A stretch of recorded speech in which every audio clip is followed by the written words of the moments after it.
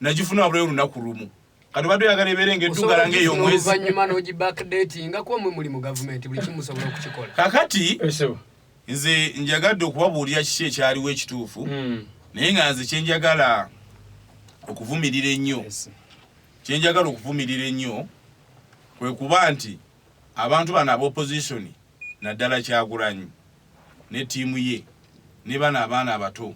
abali mu myaka gyange abamisiriidingibwa njagala okubagamba nti bannaye tutandike okwekoleranga okunoonyereza okwaffe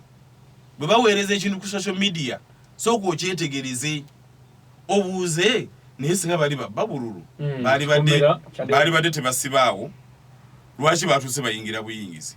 nga ddala bali mu kutiikinga kiki badde beesiga ekyokubiri buuza lwaki tebateekawo security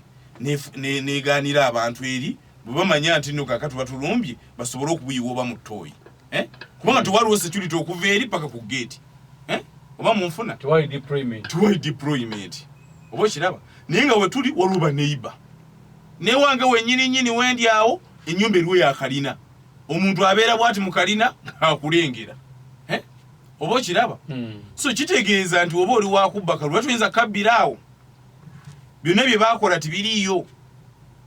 naye lwaki oyagala osse omuntu olw'okuba nti gw'olaba nti olina okufuna buno babuyita batya okwerabisa sympathy n'otandika okuntya ku social media n'otandika okuteeka famire yange ku social media abaana n'omugole naye njagala kubuuza bo tebalina baana tebalina bakyala kubanga omuntu ayogera nga alowooza nti ye talina baana talina mukyala bw'ojja okulumba ewange nange ewuwo nga nnumbayo Yusufu baleme kulowooza naffe lwati twetegekedde kalulu kano eggaali ze balina naffe tuziyina ze zaabadde mu kawempe yes era ebe mu kikomye ekyokuliyingirizanga famire z'abantu mu byobufuzi nze bwe mba nga nzibye gwe bwobba basiba mugandawo muganda we yakola ekibonerezo nziramu bwobba muganda we yakola ekibonerezo bwobba mukyala we yakola ekibonerezo kakati lwaki balowooza nti Faizo waba alina kyakoze nti mutabani we yalina okukivunaanibwa Faizo gwe mmanyi omusajja omugumu anti wuliriza ndi mukutegeeza bannayuganda biki ebigenda mu maaso mbana abantu ze tuwali ayinza kuntiisa kubanga ne kwolwo lwennyini lwe baba bitambuza nze nali mu kalulu nga ntambula okitegedde kati oli ajja nkoleko ataaka nange nerwaneko gwe kyogamba nti oyo Lubongo ya oba Ssennyonyi yali ajja kujja buzatumanyire mu maka agaffe nze nsobola okugenda ewuwe nsobola okugenda ewannamuga nga tampadde lukusa nsobola okugenda ewa Lubongo ya Franka ne bwobeera wano kati olwaleero ndi wano ne bwe mpangisa omuzigo omulala ne ngupangisa embalala omala gayingire ewange lwaki abantu balowooza nti bajja kutulinnyirira bwe tutyo ffe tule tusirike ekitegeeza Faizo ku nsonga eyo ng'omaliriza ebibadde bikukyayisa abantu nti waliwo si bituufu tibibangako bituufu bwe baba bagamba nti bituufu baleete DR form nga oba yabadde esayiningiddwako oba ballot paper okitegedde ekyokubiri gwe bw'oba olaba omuntu abba akalulu akabba sitayire ye emmotoka ne zipaakinga wabweru n'ateeka tenti wali ne batuula kubanga ogabadde maka era abantu bajja ne bawummulirawo awo kujja ng'omuntu yadde talaba kigenda mu maaso okitegedde ne tenti nga weeri omutulo ne mukola ki ne munyumya emboozi yammwe oba okiwulira kati n'abantu bateekwa okukimanya nti ffe nga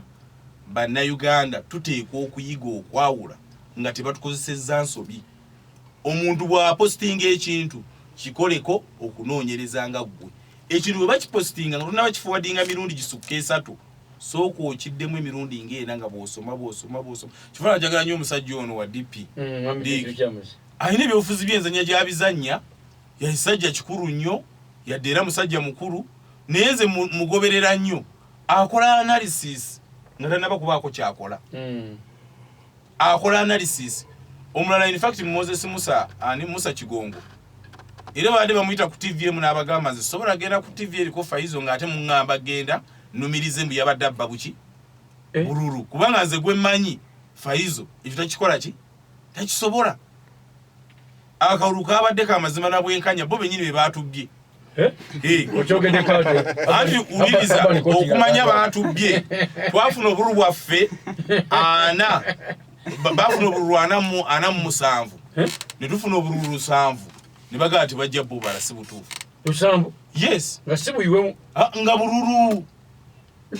Nga mwakola bulungi. Era President Museveni n'agamba nti oba bakaayanyi. Ngoya yavayo n'agenda owa gundi RO. Era ne bagamba nti olw'okuleka emirembe kiki nagambye democracy n'omwoyo gwa ggwanga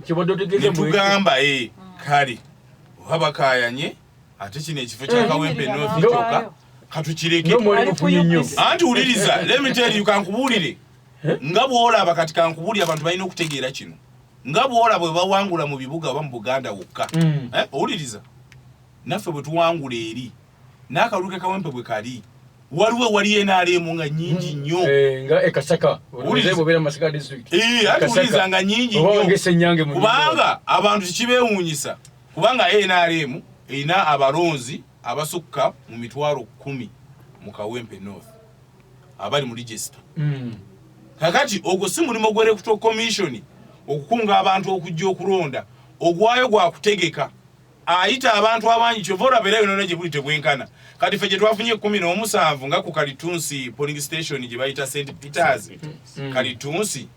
twafunyewo 17 nga bali mu 13 nga tetwabuwakanyiza bo lwaki balowooza nti nno gyewaabwe gye bagenze babafunye 47 tekisoboka ffe netufuna 7 babuganyi olusanvu yes abantu nga mwamubatizaawo even Kisenyi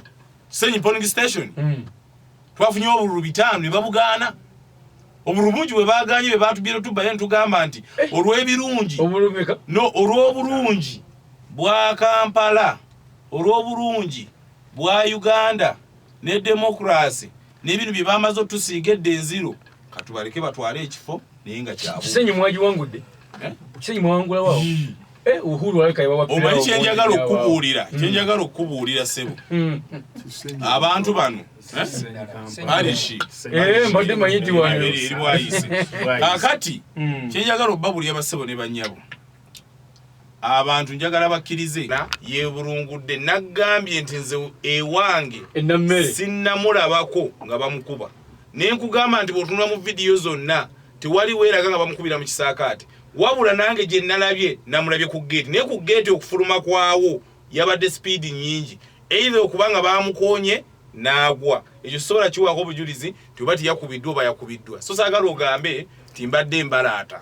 era bwe kiri tewaliwo evidence yonna leeta footage ng'eraga nti no bamukubidde munda njagala mbeeko ekibuuzo kyenkubuuza mubuuze ngenda kusoma kirango wano kyanjawulo bwabanga mu makaage temwabaddemu bikolwa bya bumenyi bw'amateeka lwaki bwe bazze abasinga badduse ekyokubiri lindako ekyokubiri lwaki ababadde munda bw'oba wetegeza bu vidiyo obwo batadde obukookolo ku maaso ng'oli makaago ekikuteesa akakookolo ku maaso nga tolina kikolwa kyokola kyaki abalala emitwe nga bagibise headsock yes kakati njagala kubuulira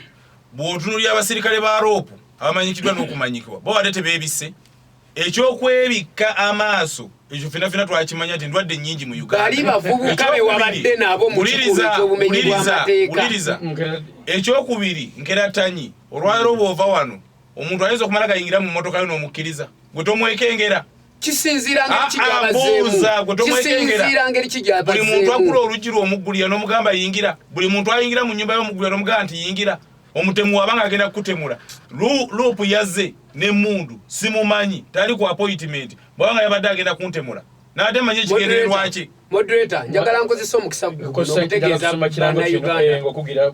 njagala nkozesa omukisa guno okutegeeza bannayuganda omwami ono Faizo simumanyidde nnyo bbanga okujjako mu kalulu kikenamutegeereddemu naye njagala okumutegeeza nti ne bwa justify nga byonna bye baakoze bannayuganda wensi yavaawo baabuuka tukimanyi byonna bye bakola ne wemba njogedde wano sisobola kumuwangula kubanga balina emmundu balina buli kimu nange kennyini asobola okunnondoola naye nze sitidde tuli bagumu tuli banywevu kubanga lino eggwanga lyaffe lyabajjajjaffe lyabaana baffe